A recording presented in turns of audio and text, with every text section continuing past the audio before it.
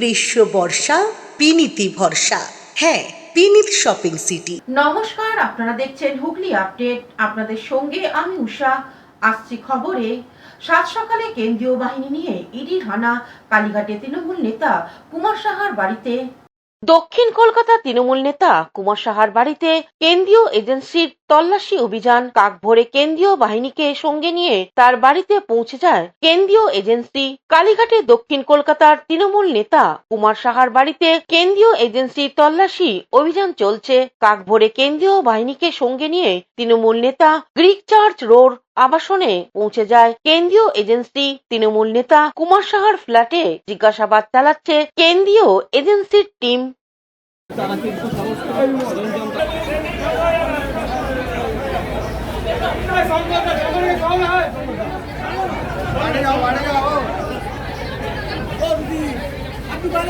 দক্ষিণ কলকাতা থেকে কৌশিক ঘোষের রিপোর্ট, হুগলি আপডেট। সপ্তগ্রাম বিধানসভার তৃণমূল প্রার্থী ফুটবলার বিদেশ বোস ফুটবল নিয়ে প্রচারে নেমেছেন।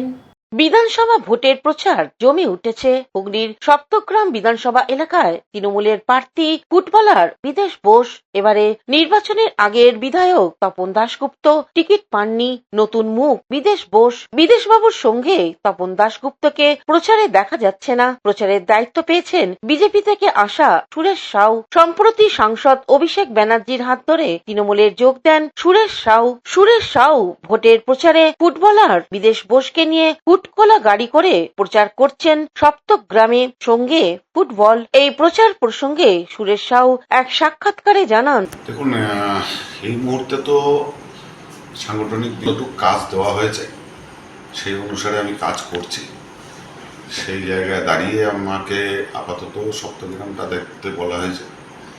তো প্রার্থীর সঙ্গে দৈনিক আমি প্রচারগুলোতে নামছি এবং সেখানে মানুষের যে সাড়া দেখছি এবং বেশ কিছু আমার নিজের প্রশ্ন রয়েছে যেগুলো আমরা বিজেপিতে যখন আমি ছিলাম সেই সময় আমাদের একটা ভাবনা চিন্তা ছিল, হয়তো মানুষকে তৃণমূল বোকা বানিয়ে রেখেছে। সেই ছবিটা যখন আমরা মানুষকে প্রশ্নগুলো করছি, আমি ব্যক্তিগতভাবে প্রচারে গিয়ে প্রশ্নগুলো করছি, তখন যে উত্তরগুলো মানুষের কাছ থেকে বেরিয়ে আসছে, তো আমি নিজে অনেক সময় আমার চক্ষু চরকগাছ হয়ে যাচ্ছে। মানে আমরা একটা পুরো ভুল একটা সংগঠনের সঙ্গে একটা দল করে চলছিলাম, সেটা এই আর্থিক প্রচারের সঙ্গে বেরিয়ে আমরা মানুষের কাছে গিয়ে গিয়ে আমরা বুঝতে পারছি, বিশেষ করে আমি বুঝতে পারছি, আমাদের সঙ্গে যারা যারা যোগদান করেছে তারাও সেটা অনুভব করছে। সব মিলিয়ে আমরা যেটা দেখতে পাচ্ছি, সপ্তগ্রাম বিধানসভায় মানুষের তৃণমূলের যিনি প্রার্থী হয়েছে আমাদের ফুটবলার বিদেশ বোস। হুগলি থেকে চন্দনা দত্তের রিপোর্ট, হুগলি আপডেট। জগদ্দল বিধানসভা বিজেপি প্রার্থী ডক্টর রাজেশ কুমার গ্রামে গ্রামে ভোটের প্রচার চালাচ্ছেন। ভোটের প্রচার জমে উঠেছে গঙ্গার তীরবর্তী শহর ব্যারাকপুরের মামুদপুর গ্রাম পঞ্চায়েত এলাকায়। প্রচার চালালেন জগদ্দল বিধানসভার বিজেপি প্রার্থী ডক্টর রাজেশ কুমার। ভোটারদের বাড়ি বাড়ি গিয়ে ভোট প্রার্থনা করেন রাজেশ বাবু। এবারে ভোট প্রসঙ্গে এক সাক্ষাৎকারে জানান, খুব ভালো সাড়া পাচ্ছি, মানুষ আমাদেরকে আশীর্বাদ দিচ্ছেন এবং তাদের প্রবলেমগুলো বলছে। এতগুলো জল জমে যাচ্ছে, মানুষকে বাধ্য হতে হচ্ছে হাঁটু অব্দি কমর অব্দি জলের মধ্যে যেতে। বাচ্চারা স্কুলে যেতে পারে না বৃষ্টি হলেই। আবার তো সামনে বৃষ্টি আছে। মিউনিসিপ্যালিটি, পঞ্চায়েত সব মানুষকে হ্যারাস করা ছাড়া অন্য কোনো কাজ করছে না এবং ড্রেনেজের ব্যবস্থা তো খুবই খারাপ, রাস্তাঘাটের অবস্থাও খুব খারাপ। যে প্রধানমন্ত্রী আবাস যোজনাতে যে ঘর বাড়ি পাওয়ার কথা সেটা পাচ্ছে না, সূর্যঘর যোজনাতে যে সোলার প্যানেল পাওয়ার কথা সেটা পাওয়া যাচ্ছে না। মানুষকে ইভেন যারা বৃদ্ধ যারা ছিল, 95 ইয়ার ওল্ড একজন মানুষ, 95 বয়স, তিনিও আমাদের বললেন কি ওনাদেরকে বৃদ্ধাবস্থা ভাতা দেওয়া হচ্ছে না। তো যা অবস্থা হয়ে আছে, প্রত্যেক মানুষ একটাই জিনিস বলছে কি এদেরকে কাট মানি না দিলে কোনো জিনিস পাওয়া যায় না। তো সকালই চাইছে कि तुलाबाजीर सरकार, सिंडिकेटर सरकार, कट मनीर सरकार, घूस कमीशन खोरीर सरकार আর এই সরকার দরকার নেই। সবাই এই সরকারকে তুলে ফেলতে চাইছে। এসআইআর যেটা হয়েছে নির্বাচন কমিশন যা কিছু করেছে খুব ভালোভাবে করেছে। আমরা আশা করি যখন প্রত্যেক মানুষ যে পেদ ভোটার আছে, ভারতের নাগরিক আছে, তাকে ভোট দেওয়ার অধিকার আছে, সে যেন তার ভোট দেবে। প্রত্যেক জিনিসটা সেরকমই চলছে। পুরো প্রস্তুতি নির্বাচন কমিশন করছে। নির্বাচন কমিশনের যোগ্যতার মধ্যে আমাদের দীর্ঘ পূর্ণ বিশ্বাস আছে। Bureau report, Hooghly update. এখন নিয়ে নেব বিজ্ঞাপন বিরতি। বিরতির পর ফিরে আসছি খবরে।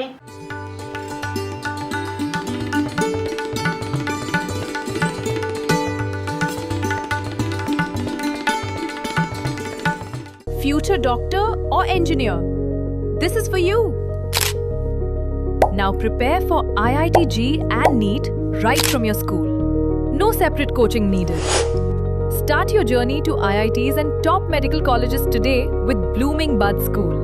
We offer you online live interactive classes, real-time doubt solving, quota expert faculty.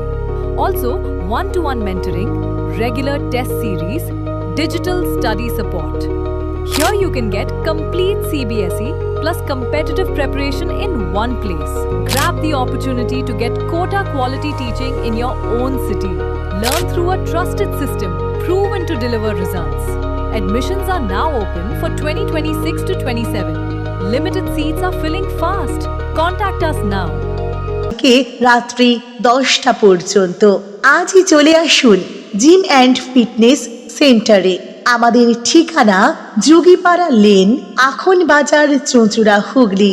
মোবাইলে যোগাযোগ 7980858461। Gym and fitness centre is a holistic weekend destination for friends, family, and couples and offers magic to soothe your body, mind, and soul.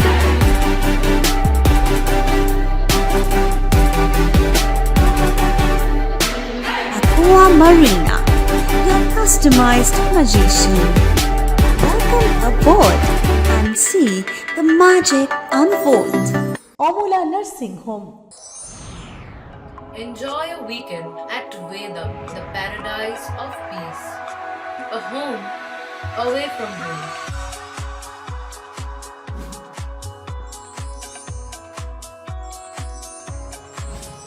See yourself resonating with the nature. Vedam welcomes you to create your best memories. বিরতির পর ফিরে এলাম খবরে। জামালপুর বিধানসভা তৃণমূল প্রার্থী ভূতনাথ মালিকের সমর্থনে বর্ণাঢ্য পদযাত্রা অনুষ্ঠিত হলো। জামালপুরে পাড়াতল 2 নম্বর অঞ্চলে পিরিজপুর থেকে একটি পদযাত্রা করা হয় তৃণমূল কংগ্রেস প্রার্থী ভূতনাথ মালিকের সমর্থনে। 5টি গ্রাম ঘুরে শিবতাই গ্রামে মিছিলটি শেষ হয়। সেখানে একটি পথসভাও করা হয়। এই মিছিলে পা মেলান তৃণমূলের ব্লক সভাপতি মেহমুদ খান, প্রার্থী ভূতনাথ মালিক, অঞ্চল সভাপতি আনোয়ার আলী সরকার, প্রধান মাবিয়া বেগম শেখ, ব্লক তৃণমূল নেতা শেখ আলিম সহ অন্যান্যরা। আনুমানিক 3000 কর্মী সমর্থকরা মিছিলে হাঁটেন। রাস্তার দুপাশে প্রচুর মানুষ দাঁড়িয়ে ভূতনাথ বাবুকে সমর্থন জানান। এ বিষয়ে মেহমুদ খান এক সাক্ষাৎকারে জানান, দেখুন, জামালপুর ব্লক আমরা জিতছি, এটা 100%। মার্জিনটা কত হবে সেটার জন্যই আমরা বিভিন্ন এলাকায় যাচ্ছি। আজকে আমাদের রংখিনী মায়ের তলা থেকে শিবতাই আমরা একটা র্যালি করলাম।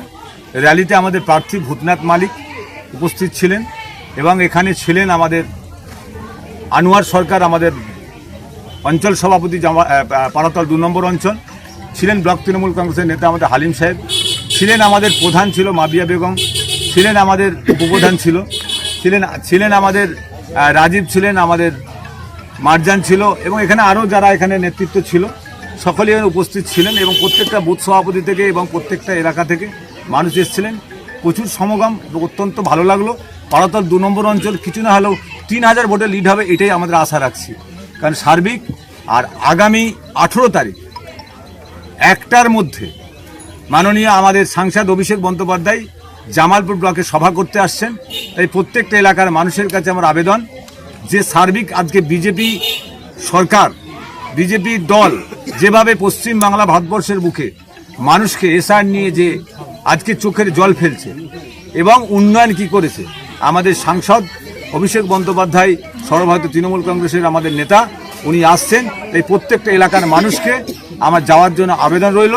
আমরা সকলে মিলে আমরা চাই মানুষের সেবা করতে, এবং মাননীয় মুখ্যমন্ত্রী মমতা বন্দ্যোপাধ্যায় উন্নয়ন করেছে। এখানে BJP, CPM, Congress, RSP, Trinamool দেখেননি, উনি দেখেছেন প্রত্যেকটা মানুষের, মমতা বন্দ্যোপাধ্যায় প্রত্যেকটা মানুষের সরকার, মামাটি মানুষের সরকার, তাই প্রত্যেকটা মানুষ পরিষেবা পেয়েছে। জামালপুর থেকে আশিস কুমার ঘোষের রিপোর্ট, হুগলি আপডেট। পান্ডুয়া চক্রবাক নাট্যপীঠের আয়োজনে নববর্ষের বৈঠক অনুষ্ঠিত হলো। পান্ডুয়ার চক্রবাক নাট্যপীঠের আয়োজনে কিরকুন্ডি প্রবুদ্ধ ভারত সংঘের সভাগৃহে অনুষ্ঠিত হল নববর্ষের বৈঠক। বছরের প্রথম দিনের সন্ধ্যায় পান্ডুয়া চক্রবাক নাট্যপীঠের সদস্যরা বাংলার নতুন বছরকে বরণ করে নিল। গান, কবিতা, নৃত্যের ডালি নিয়ে উপস্থিত হয়েছিল শিল্পীরা। এছাড়াও নববর্ষের পুরনো দিনের স্মৃতিচারণ করলেন নাট্যদলের সভাপতি দেব বন্দ্যোপাধ্যায়। নববর্ষের ইতিহাস ব্যাখ্যা করেন দলের নবীন সদস্য সায়ন ঘোষ। পান্ডুয়ার স্বনামধন্য চিকিৎসক ডাক্তার অসীম কালো রায় নববর্ষের গান শোনান। বৈঠকি আড্ডায় পুরনো বাবু কালচারে গান শোনান দেব বন্দ্যোপাধ্যায়।